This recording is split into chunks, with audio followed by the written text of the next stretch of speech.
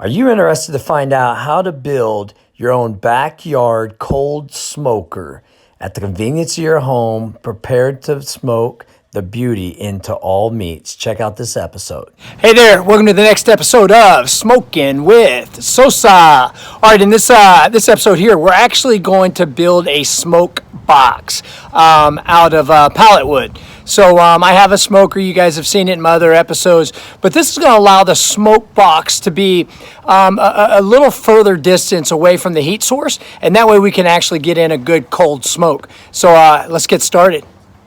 All right, the first thing I need to find was some nice strong help. All right, the next step here is to build the foundation of the structure. So I've got it's going to be 4 foot wide, just over 2 foot deep, and then 30 inches tall.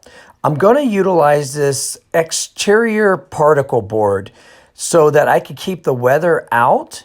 However, I don't want the particle board accessing any of the interior smoke.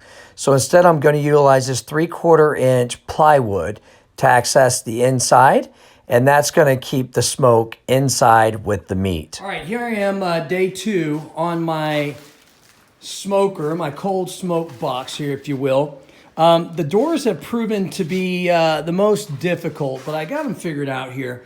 Ultimately, I want them to be nice and sturdy. As generally speaking, it's one of the first things to go on a project are the hinges and the doors, and they start to droop down.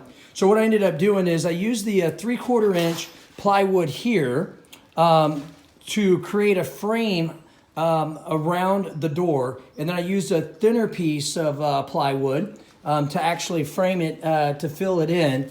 And then on the outside here, I continued to utilize this cheaper, real thin siding, just ultimately to keep the weather out. Now, what I did as well is I used the siding on the outside, and again, it's got this covering on the outside, so you wouldn't want to smoke because the inside of that is actually particle boards, got glue and that kind of stuff. So you don't want that exposed to your smoke or breaking down and getting on your meat. So what I did was, as you can see here, is I utilized plywood in the inside, so it's fully filled, surrounded by plywood, and that it's not going to interfere with the taste of the meat. So we'll see where we get going here in a bit. All right, here's what I got so far. Come here. I got to put another latch on the door here, but it swings open here, so it's all wood. And then here's the top. The top flips open in case I want to access it from the top, but there you have it. It's going to be my smoker, so I've got to tighten it up a little bit to where it's airtight.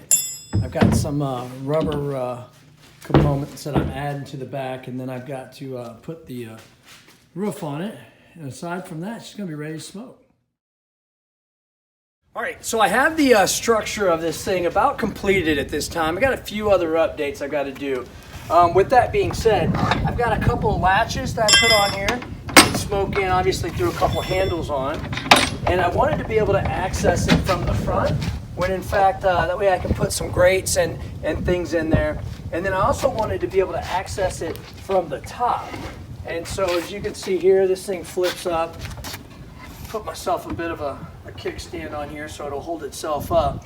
If you zoom in a little bit, here's a couple of things that I did. I utilized a rubber baseboard that you've seen in some different industrial buildings. Now, it's very important if you realize this rubber baseboard isn't where the smoke is going to be accessed, right? It's going to work as a seal around here, but it's very important that the rubber isn't in with the smoke and giving it some of that chemical smell to it. Obviously, I've got to shave off some of these screws that have came through. And then on the top, as you probably already noticed here, I went with a different type of roof composite. It keeps it light when I flip it up.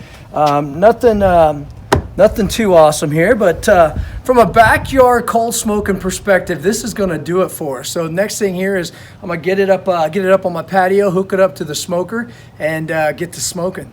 All right, so there you have it. Our project here is complete. So I actually already have my smoker going. I ran ventilation up from my smoke pit downstairs, And I ran ventilation up to the back of my cold smoker. And again, the idea is to keep this no higher than 180 degrees. This will allow me to actually smoke on my pit downstairs and then be able to cold smoke with the same wood at the same time.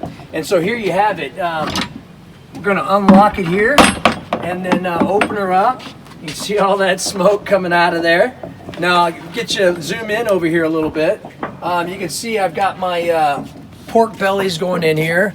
I got a makeshift rod system here, but I've got my pork bellies going. In about 18 hours, we'll be able to pull them pork bellies out and we'll be able to slice up some bacon. So hey, I appreciate you checking out my video. I hope you give your own backyard cold smoker a shot. If you like what you see, please like the video, subscribe, let me know that you're hanging out with us, and we'll see you on the next episode of Smokin' with Sosa. God bless.